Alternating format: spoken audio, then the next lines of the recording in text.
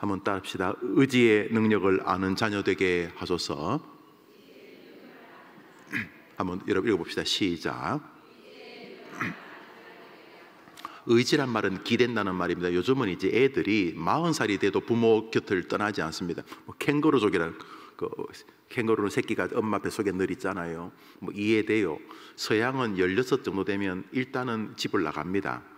거의가 그렇습니다. 특별한 정말 엄청 효자를 제외하고는 16, 17 되면 대부분 나갑니다. 사회 구조가 그렇게 되어 있습니다. 16살이 아직 뭐 대학도 안, 예, 맞아요. 그런데 그때부터 정부가 론을 제공합니다.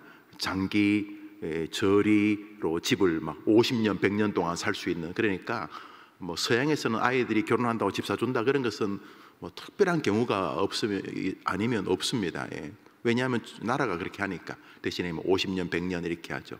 그래서 영국, 미국은 아이들의 결혼의 합법 날짜가 합법 나이가 17살, 17살. 17살 되면 엄마가 뭐라 그러면 Don't touch, it's not your business. 이거 엄마 일 아니야. 이러면서 내 눈에 흙이 들어가도 그것하고는 결혼 못 시킨다. 이런 건 거의 불가능합니다. 그러면 그동안 즐거웠습니다. 이렇게 하면서 웃긴 것은 결혼은 16살부터 할 수 있는데 16살 자동차 운전면허는 17살부터 딸 수 있다는 거예요. 이게 망할 나라죠. 자동차 운전면허보다 결혼이 더 어릴 때 할 수 있는 것은 위험한 거죠. 제가 살아보니까 결혼은 한 60살쯤부터 하는 게 제일 좋아요. 그때쯤 돼야 철이 들어요. 아, 이게 이런 거구나. 아, 그렇구나. 아, 이 결혼은 한 60대에서 해야 되는데 이 20대, 30대 하는 게 이게 문제, 이게. 그런데 또 60대에서 아기 낳는 것도 또 굉장히 쉽지도 않고. 그러니까 이게 참 결혼을 많이 기도해야 돼요. 제가 살아보니까 다른 것은 뭐 20대, 30대 결정해도 되는데 결혼은 정말 결혼은 60이나 70쯤 돼서 결정해야 될 엄청난 일이거든요. 엄청난 일. 근데 이게 뭐 맛이 가가지고 뭐 한이 뭐 이러면서 이제 하는 뭐 충분히 이해는 되죠. 이해도 되고 또 그래야 되고. 그래서 한 60, 70쯤 돼 인생을 산 사람이 진중하게 결정해야 되는 게 결혼인데 그거를 이게 어릴 때 하니까 이게 진짜 기도가 필요한 거예요. 기도가 필요한 거예요.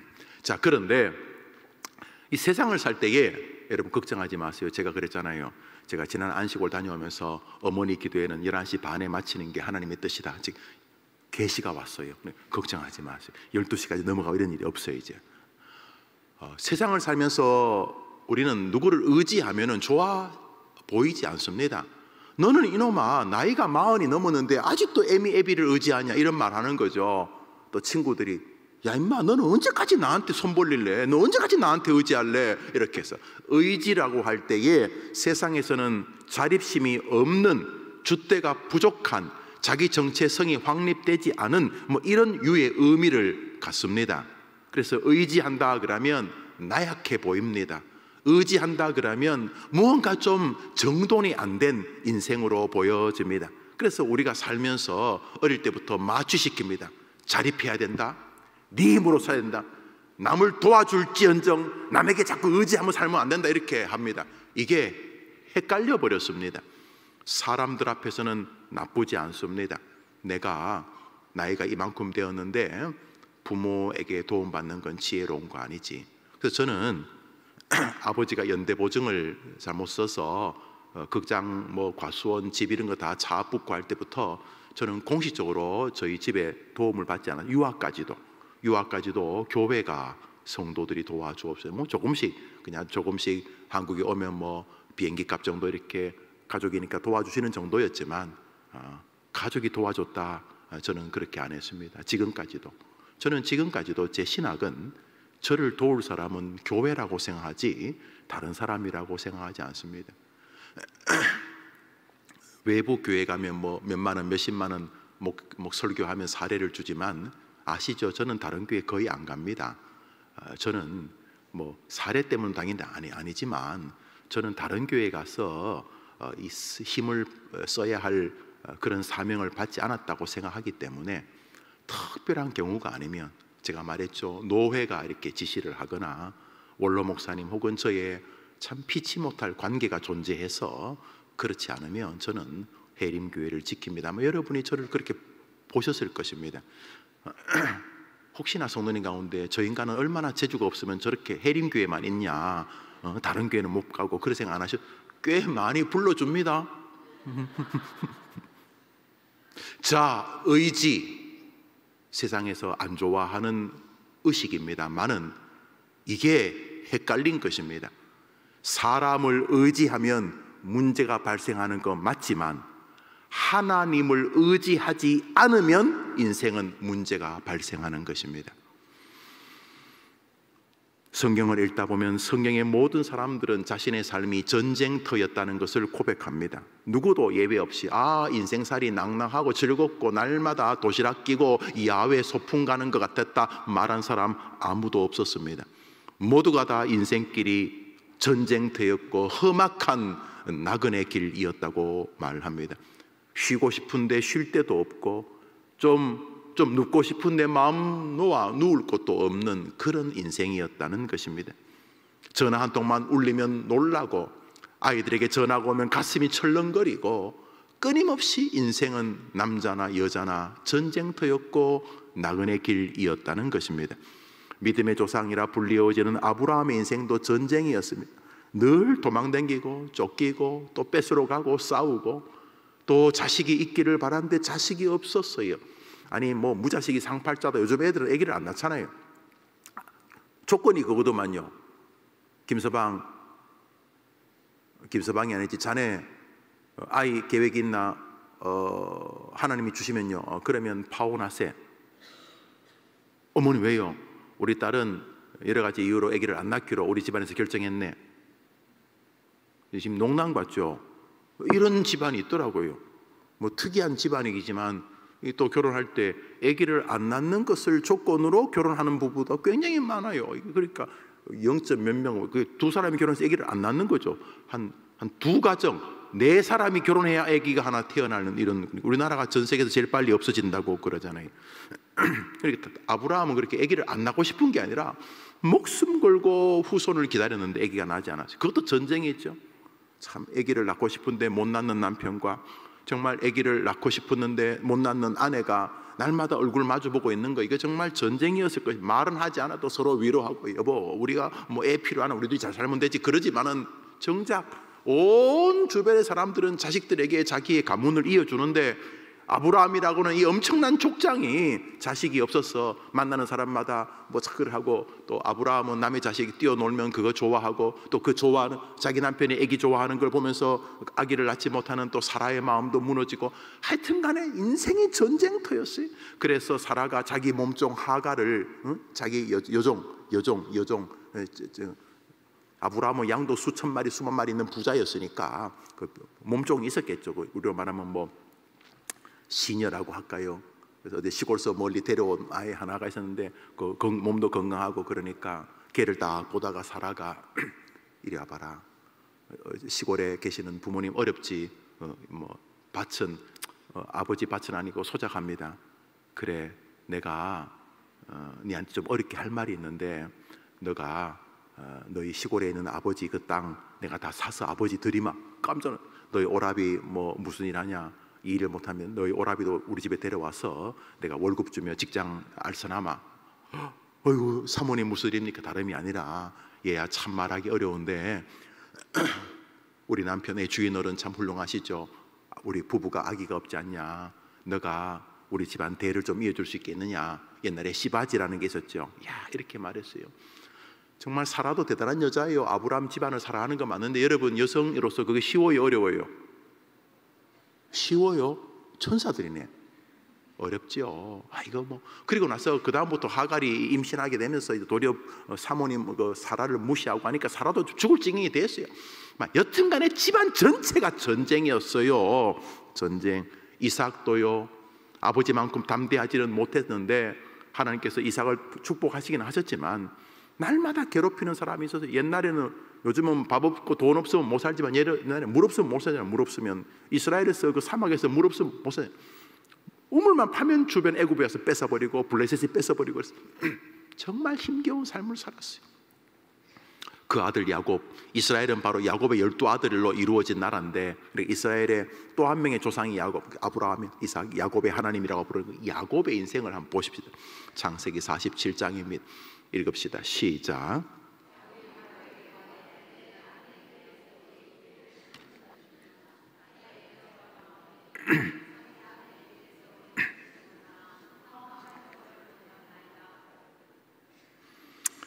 (130년을) 살았는데 험악한 세월을 살았다. 전쟁터잖아요. 전쟁터. 우리에 계시는 우리 어머님들 나이가 지금 뭐 30대도 있을 것이고 80대도 있을 90대도 있을지 모르겠는데, 아마 지나온 삶을 한번 이야기해 보라 그러면 눈물 없이 이야기 못 하실 거예요. 남편과 특별히 아이들과 함께 살아왔던 길들, 때로는 행복했지만 때로는 참 눈물겨운, 가슴이 터질 것 같은, 친정 어머니에게도 차마 말 못했을 아픔들이 계셨을 것입니다. 어느 사람 한 명도 안 그런 사람이 없었습니다. 우리나라의 믿음의 사람들, 여러분 이름만 들으면 아는 길선주, 주기철, 손양원, 홍선기, 김영우, 이들의 인생은 양탄자 위를 나긋나긋 걸어가는 그러한 사람들에게 스포트라이트만 받는 무슨 아카데미 시상식의 여배우같이 그냥 얼굴 화사하게 아무런 문제 없이 그렇게 살아갔겠습니까? 아닌 줄 아실 것입니다. 성경에 나오는 모든 사람이 그랬다면 여러분도 그럴 것이고, 특별히 여러분이 기도하고 사랑하는 여러분의 자녀들 역시 날마다 돕습니다. 걔네들의 인생도 지금도 말없이 힘들 것이고, 남들처럼 그냥 어디 아파트 빌라에서 살고는 있는지 모르지만 걔네들도 나름대로 전쟁을 하며 살 것입니다. 얼마나 많은 가정이 붕괴하고 있고 아파하고 있습니까? 저들도 정리가 안 됐는데 애가 또 애를 낳았네. 여러분 입장에서는 손자, 손녀들, 아들, 딸, 사위, 며느리도 아직 정리가 안 된 인생인데 또 저것들이 사랑한다고 애를 낳았어요. 내가 보니까 엄마 아버지도 애인데, 아니 뭐 먹고 살게 하는지 모르지만은 정신이 애인데, 삶이 애인데 이 전쟁터에서 애가 돌아다니면 되겠느냐 말이죠. 그런데 그 애가 또 애를 낳네. 그러니까 정말 심각한 전쟁터가 아닐 수가 없습니다. 이 전쟁터 속에서 오늘 시편 기자는 인생길을 명백하게 보여주고 있습니다. 이스라엘아, 여호와를 의지하라. 그는 너희의 도움이시요 너희의 방패시로다. 아론의 집이여 여호와를 의지하라. 그는 너희의 도움이시요 너희의 방패시로다. 여호와를 경외하는 자들아, 너희는 여호와를 의지하여라. 그는 너희의 도움이시요 너희의 방패시로다. 오늘 본문 다시 한번 보여주십시오. 오늘 본문을 보여주세요. 오늘 설교 본문 시편 115편 9절에서 11절 읽어봅시다. 시작. 의지. 아론의 집이여 여호와를 의지하라. 여호와를 경외하는 자들아, 너희는 여호와를. 전쟁터 같은 삶을 승리로 사는 길을 하나님은 이 기자의 입을 통해 반복해서 말씀하십니다. 그것이 무엇입니까? 여호와를 그렇습니다. 여호와를 의지하는 인생, 거기에 여러분이 정말 사랑하는 아이들의 소망의 내일이 있는 것입니다. 번듯하게 직장생활 잘하는 줄 알았는데 폭 죽어버리네. 아무 문제 없이 잘 사는 줄 알았는데 가끔 할머니, 할아버지 하면서 손자, 손녀들이 전화해서 정말 저것들이 잘 사는 줄 알았는데 중간에 퍽 죽어버리네. 왜요? 이 방식대로 안 살고 있었기 때문인 것입니다. 세상이 여러분의 자녀들을 오우 하면서 세워주는 게 아닙니다. 얼마나 많은 사람들이 인생길에서 넘어지는지 모릅니다. 몇 해 전인가요? 대통령을 지낸 사람이 목숨을 스스로 끊었습니다. 어느 지역 국회의원을 하던 사람이 목숨을 끊었습니다. 진보 좌파의 제일 앞섰던 사람 중에 한 국회의원이 목숨을 끊고, 이쪽에서는 또 무슨 사령관, 보수 진영에서 열심히 뭐 했던 사람이 또 스스로 목숨을 끊었습니다. 모든 사람이 그렇게 가고 싶었던, 지금 정치의 계절이죠, 그렇게 가고 싶었던 그 자리까지 간 사람이 그래 죽습니다. 왜요? 인생길을 정확하게 못 걸었기 때문입니다. 인생길은 미꾸라지처럼 허들을 이렇게 빠져나가는 경기가 아닙니다. 인생은 여호와를 의지하면서 걸어가는 세상으로 하나님이 만든 전쟁터인 것입니다. 그래서 하나님 의지하지 않고 목회하면 한 방에 훅 갑니다. 저는 많이 봤습니다. 저는 목회를 시작한 지 32년이 지났습니다. 뭐 10년이면 강산도 변한다면서요. 저는 어릴 때부터 교회에서 보고 자랐습니다. 한 번도 예외가 아니었습니다. 제가 목사들만 봤겠습니까? 집사 장로들은 제가 안 봤겠습니까? 저희 형제들이 장로, 집사, 권사 아닙니까? 저는 또 목사고 제가 많이 봐왔습니다. 인생은 미꾸라지처럼 제주와 용으로 통과하는 세계가 아닙니다. 하나님이 만드신 인생은 여호와를 의지하고 그분에게 기대고 그분에게 들러붙고 그분의 도움을 통해서 건너가는 세계인 줄 믿으면 아멘 해보십시오. 여러분이 기도해야 될 것은 그겁니다. 너희들끼리 잘 살아라 아니라니까요. 그렇게 잘 살아서 대통령까지 했잖아요. 그렇게 잘 살아서 무슨 뭐 사령관 뭐 별 5개, 4개, 뭐 3개 뭐 그래 잘 살아서 뭐 텔레비에 날마다 나오는 정치인 안 된다니까요. 얼마 전인가요? 현대그룹의 어떤 회장이 뭐 창문에서 뛰어내려 죽었다지 않습니까? 그때 죽을 때도 재산이 몇 조였대, 몇 조. 안 된다니까요. 뭐 박사학위, PhD 아무리 갖다 붙여도 하나님은 안 된다는 거예요. 될 것 같으면 뭐 하려고 하나님 의지하라 그래요. 네가 알아서 요런껏 살아라 그러지. 김 목사, 네가 요런껏 살아라 그렇게 하시지. 그래서 오늘 성경은 반복해서 여호와를 의지하라, 여호와를 의지하라, 여호와를 의지하라 말하고 있습니다. 의지는 기대어 선다는 뜻입니다. 사전적으로는 다른 것에 마음을 기대어 도움을 받음 혹은 그렇게 하는 대상 이렇게 말합니다. 사전에 의하면 기댄다, 의지는 다른 것에 몸을 기댐 혹은 그렇게 하는 대상, 그러니까 기대는 행위도 의지라고 부르고 기대는 대상도 의지라고 부른다 이런 것입니다. 여기서 이제 헷갈리면 안 됩니다. 바보같이 사람을 의지하면 맞아 죽습니다. 대부분이 망가집니다. 관계도 망가지고 자기도 망가지고 결과도 망가집니다. 그래서 이것을 그대로 해가지고 일명 자수성가류의 사람들이 그렇습니다. 자기 최고입니다. 자수성가류의 인생들하고 대화해보면 뭐 거의 다 색깔이 비슷합니다. 믿을 건 나밖에 없다. 이런. 또 다른 성공하지 못한 인간은 부족한 인간 이런 의식이 있습니다. 그런데 일부분 내가 약간 인정을 해주지만 99%는 아닙니다. 인생은 자기를 의지해서도 안 되는 세계입니다. 병 한번 걸려보면 그런 사람 퍽 넘어집니다.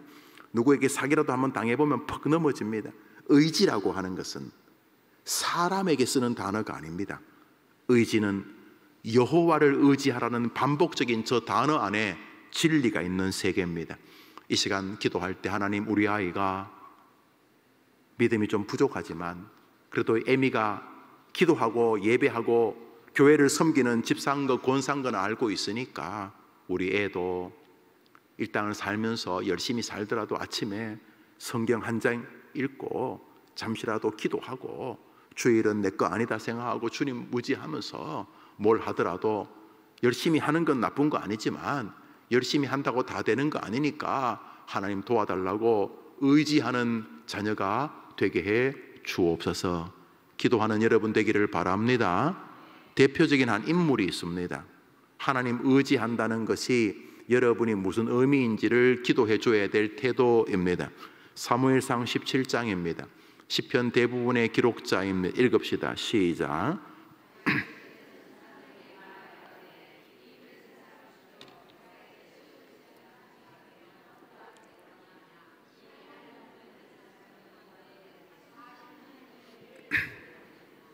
다윗이 아마 20살이 안 되었을 것입니다. 뭐 한 10서너 살, 14~15살 된 것 같습니다. 다윗이 지금 골리앗과 싸우려고 합니다. 이 아이가 이렇게 싸우는 것은 자기가 키가 작은 걸 모르겠습니까?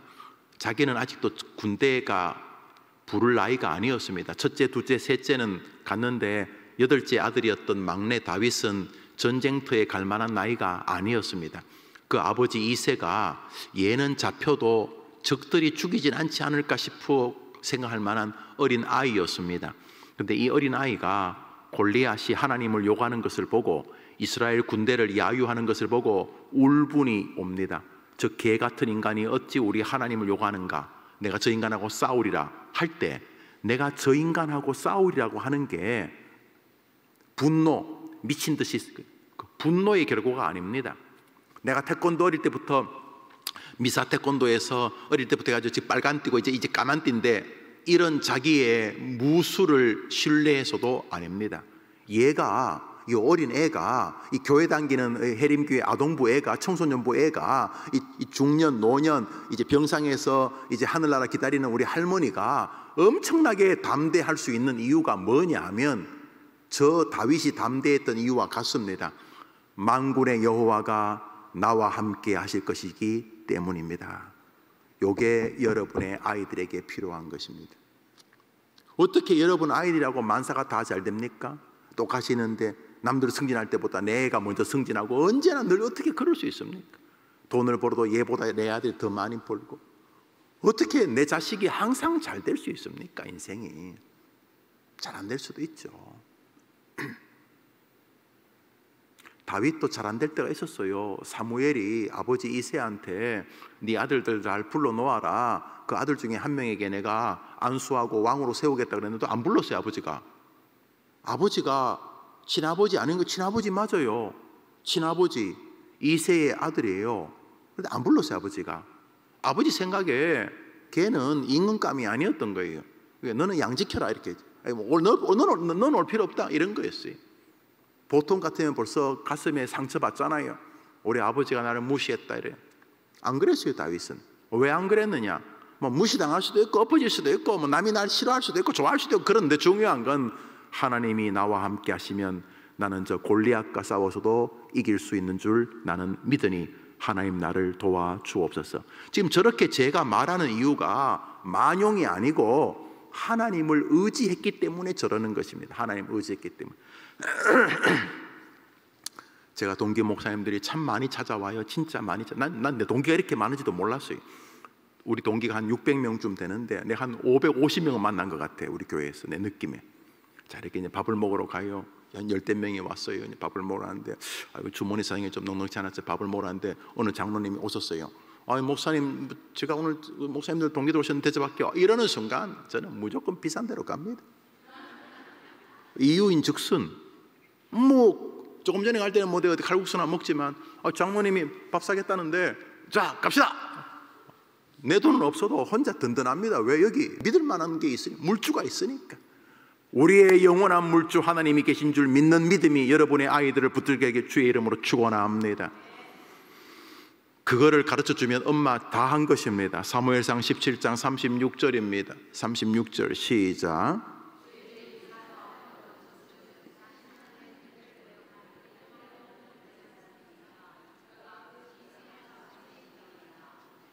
다윗이 역사에 등장한 이유는 하나님이 욕먹는 것에 대한 분노 때문이었어요. 맞아요. 그런데 그 분노 밑바닥에 뭐가 흘러요?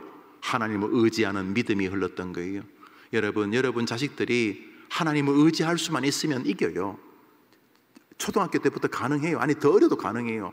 하나님이 자기를 도와준다는 믿음이 있는 아이는요 넘어지고 엎어져도 이길 수 있어요. 왜냐하면 도와주는 사람도 넘어지고 엎어진 걸 깨닫거든요. 아브라함도 하나님 도와줬지만 자식들 다 빼앗기고 뭐 그러잖아요. 이삭도 우물 뺏기고 뭐 야곱도 고난을 당하고 자식들을 속이고 그렇지만 결국 하나님 의지하는 사람은 이기잖아요. 안 그래요? 이 아이들에게 그게 필요한 거예요. 그래서 괜히 시잘데없는 거 의지하지 말고 하나님 의지하게 하는 게 핵심인 거예요. 하나님 의지하게. 제가 해림교회에 왔을 때가 만 38세였어요. 우리나라 나이로 39세. 제가 올해가 20년, 내년에 21년이 되니까 여러분, 내년에 내가 60살, 만으로는 59세. 할렐루야. 저는 나이 드는 걸 좋아하니까. 제가 60년 살아보니까 무조건 성경만이 옳아요. 하나님 의지하는 인생은 멋지게 살고 멋지게 늙고 멋지게 하늘나라 가요. 내가 내 눈앞에서 봤어요. 그러나 하나님 의지하지 않는 사람은 죽음도 벅차요. 죽음이 골리앗이거든요. 그 엄청 세요. 죽는다 생각하면 모든 게 뒤죽박죽이고, 죽는다고 생각하니까 내 인생이 뭔가 싶기도 하고, 죽는다고 생각하니까 후회도 막심하고, 내가 죽을 줄 알면 사람 그렇게 안 대할 건데 싶기도 하고, 막 오만상 뭐가 많아져요. 죽음이 골리앗이에요. 인생을 살면서 사업하죠? 그럼 돈이 또 하나님이 되려고 해요. 그런데 성경은 이렇게 말해요. 잠언서 11장 28절을 읽습니다. 시작.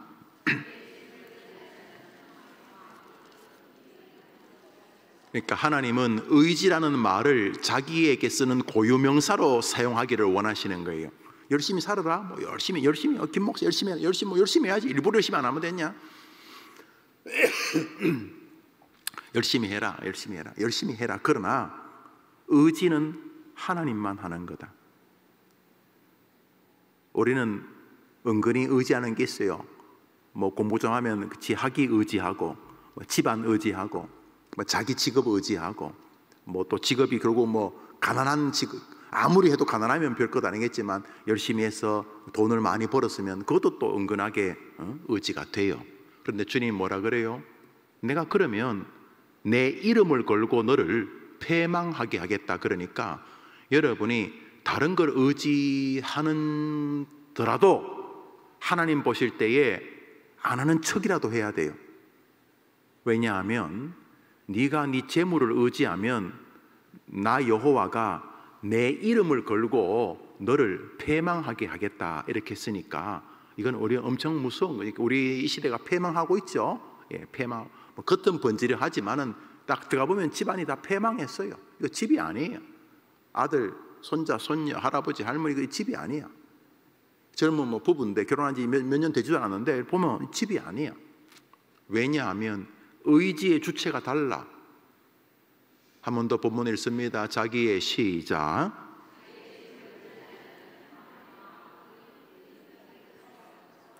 이 말은 우리가 재물이 필요하지 않다는 뜻은 아니겠죠. 당장 밥을 먹으려면 돈이 필요하죠. 공부하려면 돈도 필요하죠. 또 뭔가를 이루려면 또 학위도 필요하죠. 다 필요해요. 그런데 의지라는 것이 무엇이냐는 거죠. 하나님은 끝내 그 모든 일을 통해서도 하나님을 의지하는 인생을 원하시는 거예요. 11조가 바로 그런 거예요. 여러분이 10개 중에 1개를 하나님께 바치면 여러분 없어지는 거잖아요. 10개 다 가지고도 살기 어려운 세상인데 10개 중에 하나만 하나요? 감사헌금도 하고 장화헌금도 하고 성교헌금, 주일헌금도 하고 그런데 그게 다 뭐예요? 그 헌금이 뭐예요? 하나님이 돈독이 오른 거예요. 그게 뭐예요? 저도 저보다 부자들 더 많을 텐데 저도 해림교회에서 5위 10위 안에 헌금합니다. 담임 목사가 어느 목사 다 했지만 왜요? 교회가 주시는 것은 저는 힘껏 합니다. 힘껏. 없어서 못할 뿐이지 힘껏 합니다. 왜요? 돈이 내 주인이 아니기 때문에, 돈을 내가 의지하는 게 아니기 때문에. 그래서 11조 이런 헌금이 다 뭐냐면 하나님 앞에서 자기를 정직하게 드러내는 것입니다. 하나님, 나는 돈을 의지 안 합니다. 나는 하나님 의지합니다. 10분의 1이 없어지면 없잖아요. 10분의 1이 있는 사람하고 없는 사람은 내가 더 가난해지지. 10분의 1이 없어지는 게 나는 없어진다고 생각하지 않습니다. 나는 하나님을 의지하니까 하나님이 또 채워주실 줄 믿습니다. 하나님이 나의 주인임을 내가 고백합니다. 이거 아닙니까? 주일 예배는 뭡니까? 하나님 의지하는 거 아닙니까? 월화수목금토일 열심히 살면 돈 더 벌겠죠? 아니요. 주일은 나 돈 벌지 않습니다. 주일은 내 시간 아닙니다. 주일은 하나님 것입니다. 나는 하나님을 의지합니다. 이게 주일을 섬기는 거 아닙니까? 이게 다 의지인 것입니다. 그런데 사람들은 지금도 헷갈립니다. 사람을 의지하고 재물을 의지하고 우상을 의지합니다. 하박국서를 읽습니다. 2장입니다. 하박국서 2장입니다. 시작.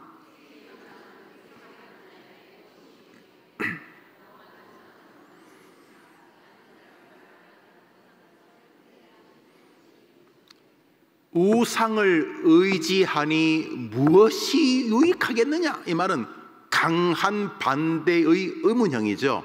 불가능하다. 이건 하나님이 의지를 발현시키신 것입니다. 이 의지는 기댄다는 게 아니라 자신의 어떤 스피릿을 발현시킨 겁니다.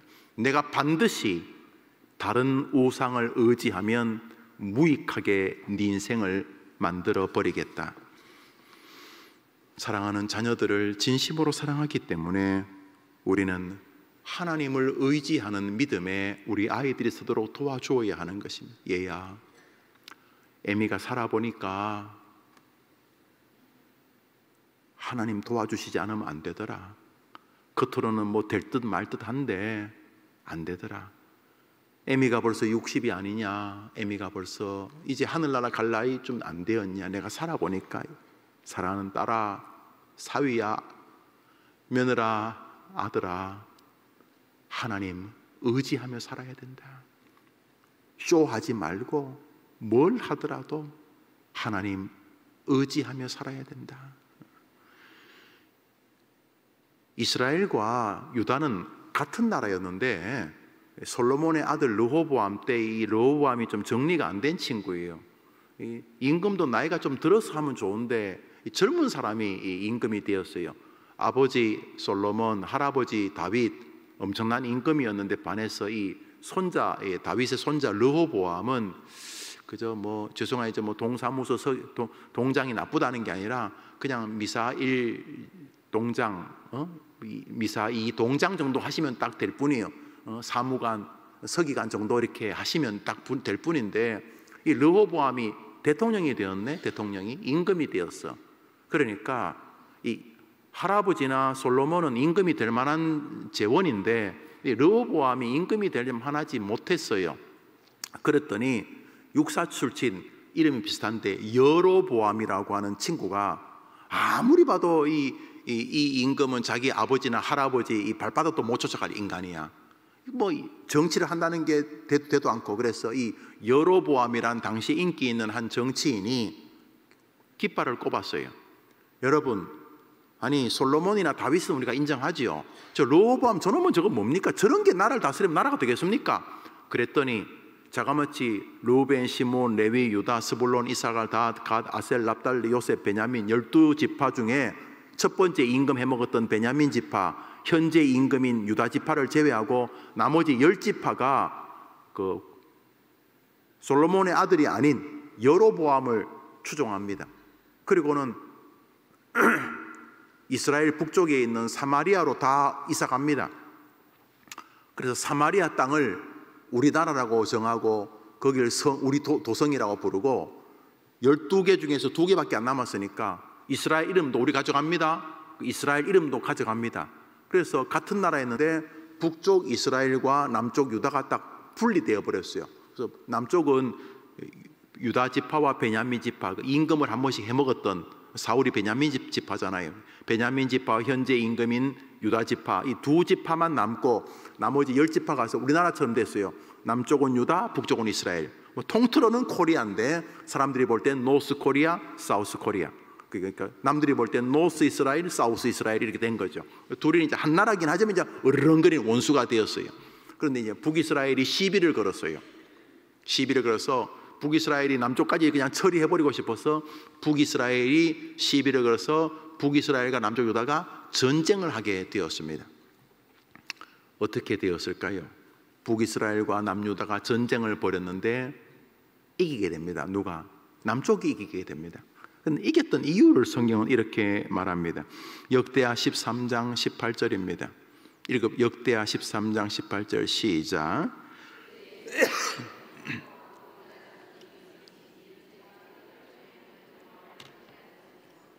누가 이겼다고요?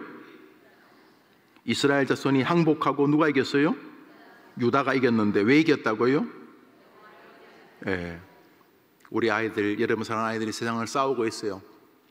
유다가 이스라엘에서 돈하고 싸우고 있고, 자식 싸우고 있고, 뭐 이혼하냐 마냐, 또 가정도 싸우고 있고, 직장 동료와 싸우고 있고, 학교 가면 또 교사 친구들과 싸우고 있고, 사회에 수많은 대학을 스카이를 나와도 뭐 취직하기 어렵다, 뭐 이런 편견과 싸우고 있고, 사회 환경과 싸우고 있고, 우리 애들 많이 싸우고 있어요. 지금도 심지어는 자기 안에서도 막 뒤죽박죽 사춘기가 되는데 정리가 안 돼가지고 하고 싶은 것도 있는데 할 수 있는 한계도 있고, 뭐 집안에 또 못 도와주는 것 같기도. 애들은 또 지 혼자 또 싸우고 있어요. 이렇게 싸우고 있어요. 누가 이길까요? 여호와를 의지하는 아이가 이길 줄 믿으면 아멘 해보십시오. 그걸 도와주셔야 됩니다. 말씀을 성경 세 절 읽습니다. 먼저 시편 읽습니다. 시작. 한 번 더 읽습니다. 시작. 하나님, 우리 아이가 사람이 내게 어찌할꼬 하는 담대함으로 하나님 의지하는 아이 되게 하여 주옵소서. 두 번째 성경 구절 있습니다. 잠언 29장입니다. 시작.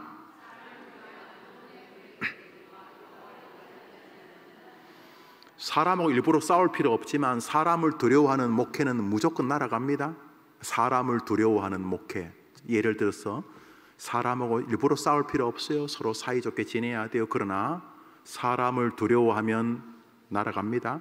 성경에서 그렇게 된다고 말했으니까 우리가 두려워해야 될 분은 하나님 한 분입니다. 여호와를 의지하는 자는 안전하리라. 믿음하면 아멘 해보십시오. 여러분, 뭐 기도해야 됩니까? 이 정도로 성경이 말하는데 뭘 기도해야 됩니까? 하나님, 우리 아이가 하나님을 의지하는 아이가 되게 하여 주옵소서. 제발 우리 애가 보이지 않는 하나님 이런 소리 하지 말고 하나님 의지 안 하면 그렇게 30대가 가고 그렇게 40대, 50대, 60대, 70대가 가고 인생 이거 뭐지 이러다 끝난다 얘야. 성경은 그렇게 말한다. 한두 곳이다. 한두 명이 아니다 얘야. 사람을 의지하면 안 된다. 너무 사람을 두려워해서도 안 된다 얘야. 네가 그렇게 세상을 두려워하고 돈을 두려워하고 가난해질까 봐 두려워하고 그렇게 사람을 두려워하고 이런 이유가 네 잘못도 있지만은 네가 신앙을 몰라서 그런 것이다. 마지막 성경 구절 잠언서 16장입니다. 시작.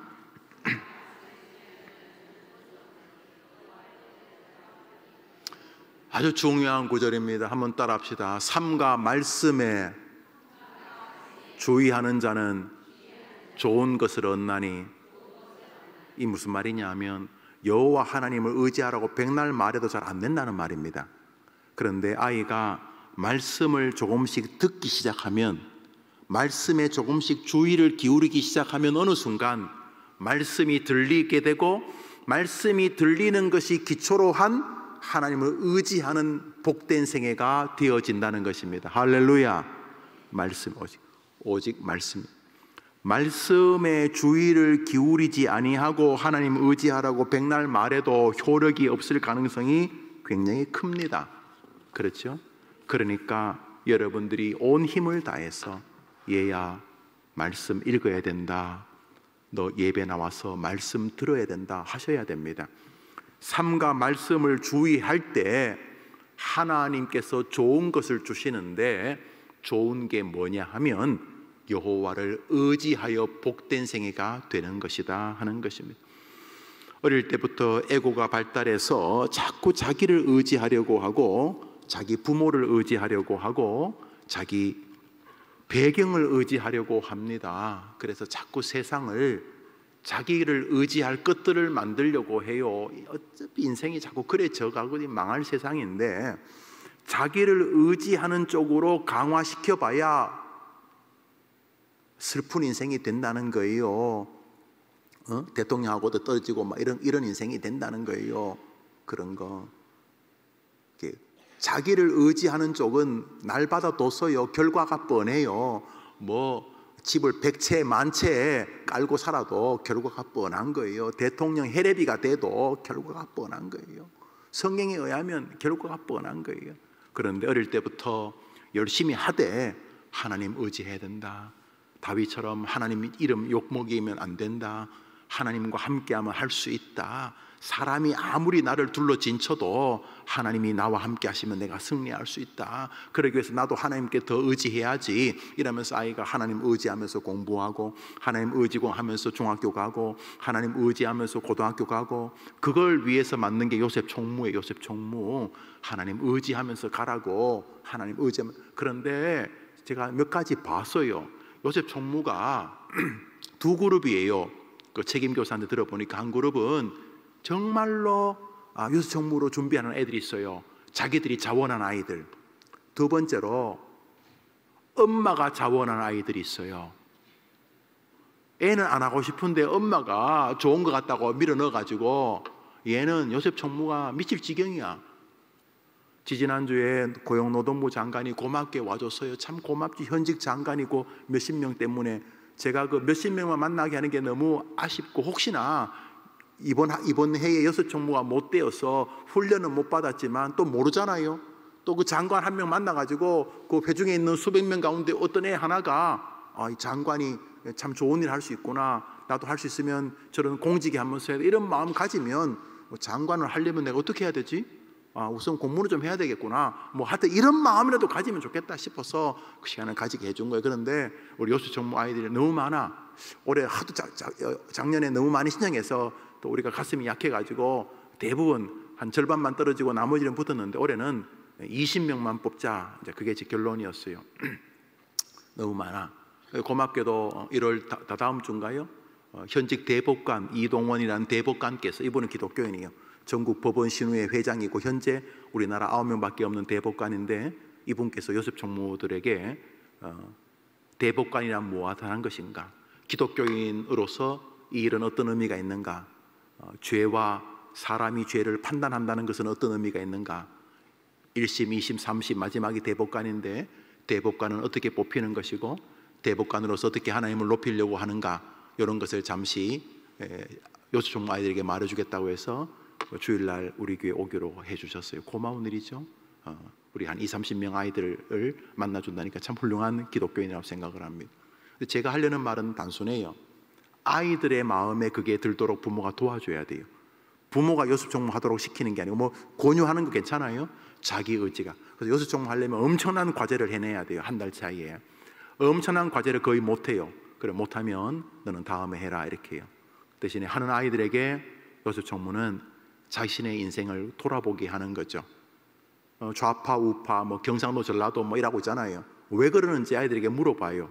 그게 무슨 의미가 있는지, 역사적으로 어떤 것이, 좌파는 어떤 것이고 우파는, 좌파는 어떤 것이 잘했고 잘못했고 우파는 어떤 게 잘했고 잘못했는지 아이들이 뭐 세 발 네 발 인터넷 찾아오지만은 아이들에게 대화하고 물어줘요. 직업도 똑같아요. 다음에는 서민인데 장인이야, 장인. 노 같은 거, 뭐 가위 같은 거 만드시고, 여튼간에 뭐 목수하시고 열심히, 쉽게 말해서 뭐 장관이고 이렇지 못하지만 한쪽 구석에서 쉽게 만날 수 있는, 그렇지만 성실히 살아온 어떤 분을 교섭 제가 하고 있어요. 성실하게 살아오신 기독교인이죠. 뭐 서울대 나오지 않았어요. 장관 아니에요. 뭐 엄청난 부자도 아니에요. 그렇지만 반드시 필요한 무슨 일을 하신, 그리고 다른 사람에게 요긴한 도움을 준 어떤 일반 우리 서민 중에 한 분을 또 우리 아이들이 만날 거예요. 우리 요셉 총무는 사람만 만나지 않아요. 요셉 총무는 청와대, 안기부, 국정원, 포스코, 또 아이들이 방문해야 될 명소의 자리, 순교자 기념 묘소, 하여튼 아이들이 만나거나 토론하거나 책을 읽고 서로 대화하거나 자신의 앞길과 진로에 대해서 이야기하거나 부모, 효, 애국에 대해서, 덕에 대해서, 인격에 대해서 이야기하거나 교회에 대해서 이야기하거나, 또 앞서서 사회 리더라는 사람들이 어떤 인생을 살아왔고 그들은 어떤 정신을 가지고 있는지, 이런 시간들을 아이들에게 줍니다. 교회가 할 수 있는 건 여기까지입니다. 나머지는 그 아이와 하나님이 하시는 것입니다.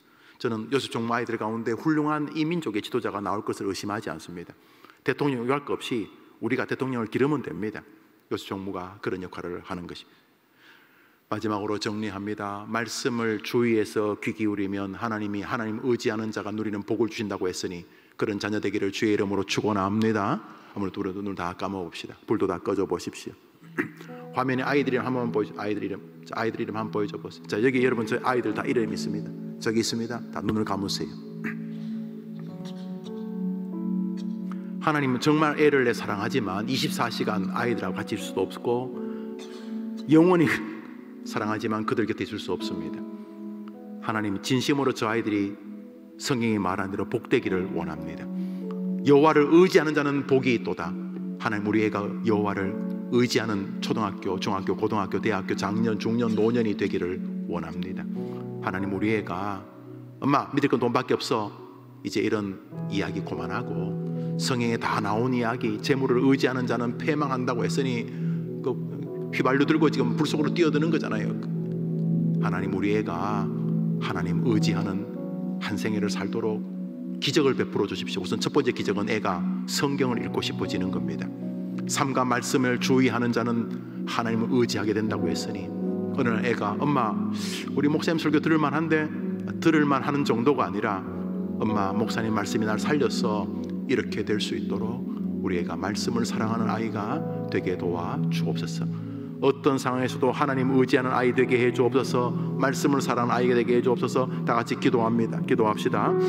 하나님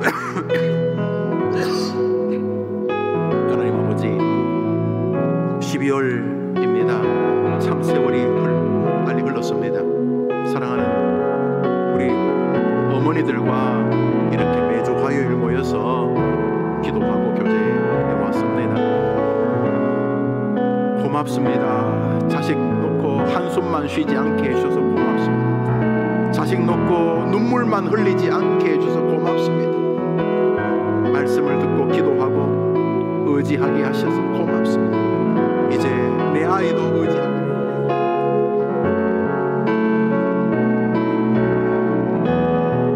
하나님 아버지,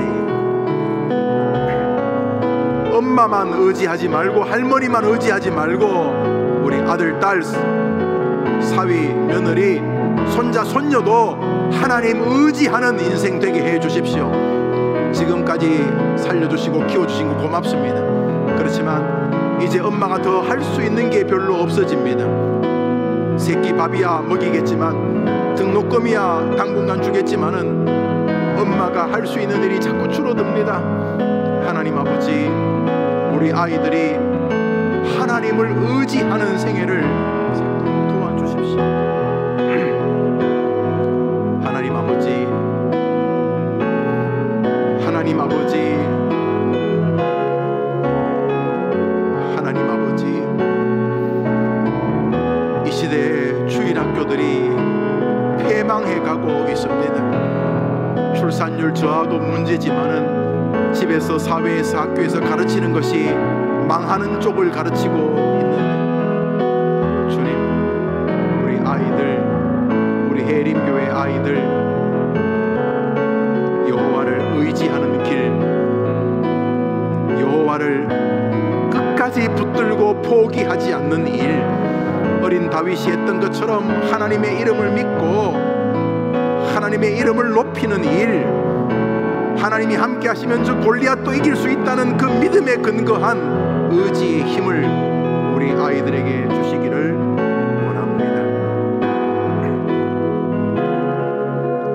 말씀 없이는 그게 불가능하니까 우리 애들이 자기 집에 다 성경 있을 것이고, 요즘에는 휴대전화에도 성경 앱이 있어서 읽을 수 있을 테니까 우리 애가 성경 말씀 읽으면서, 무엇보다 설교 말씀 들으면서 인생이 변화되도록 도와주시기를 원합니다.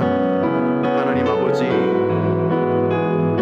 열심히 뭘 하는 것 보이지만은 그래봤자다, 인생은 그래봤자다, 하나님 도와주셔야 된다, 이 믿음을 가지고 하나님의 백성들로 자라도록 도와주옵소서. 도와주옵소서. 도와주옵소서. 하나님 아버지, 우리의 아이들을 그렇게 조용히 도와주시옵소서. 아시지요? 몸 때문에 힘들고, 돈 때문에 힘들고, 관계 때문에 힘들고, 직업 때문에 힘들고, 취업, 진로, 진학, 시험 때문에 힘들고, 우리가 다 힘겹게 아이들이 살아가는 시대인데 주님 아이들을 도와주옵소서. 이 아침에 기도하는 우리 어머니들의 기도에 친히 응답해 주시기 예수 우리 기도를 마무리합시다.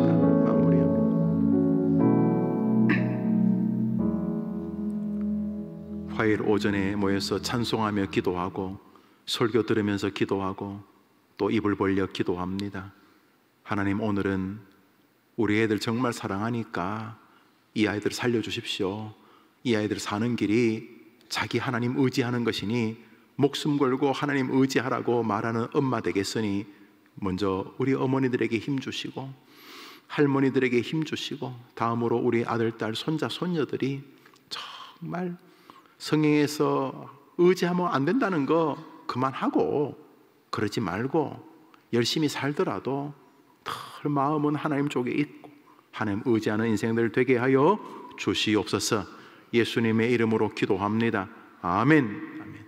여러분의 성도님들이 어머니 기도 나오면서 헌금 드리셨습니다. 다음 주에는 방학을 하겠습니다. 다음 주에 많이 나오셔서 같이 애기들도 방학 있으면 데리고 나오시고 그렇게 하도록 하겠습니다. 이명순 우리 성도님 인도하셨습니다. 박경희 어머님 오셨습니다. 한번 일어나 보시죠. 어머님, 박경희 어머님 어디 계시죠? 일어나 보시죠. 예, 우리 한번 크게 박수할까요? 박수하겠습니다. 감사합니다. 박수합니다. 예, 자녀를 위해 기도하는 것은 축복이 아닐 수가 없습니다. 예, 우리 교회 부목사이셨던 박응진 목사님 기억나시죠? 예, 박응진 목사 여수에서 제일 여수의 중형교회라는 여수 제일교회 담임 목사님으로 지지난주에 위임식을 하셨고 이번에 이제 내일 이번 주 토요일 날 이제 위임식을 하게 됩니다. 축하할 일입니다. 그래서 제가 오라는데 이제 갈 수는 없고 그래서 여기서 축하 영상을 녹화를 하려고 합니다. 여기 아니고 제 방에서 하면 될 것 같습니다. 여기 계셔도 돼요? 그래. 우리 구호하고 마치겠습니다. 나는 기도하는 나의 자녀는 우리 다 그렇게 된다고 믿고 하는 거예요. 기도하는 나의 자녀는 나의 기도는 화요일 오전은 우리 자녀들에게 축복합시다. 임자 자녀 잘 될 거야. 앞사람 축복합시다. 좋은 오후 되십시오.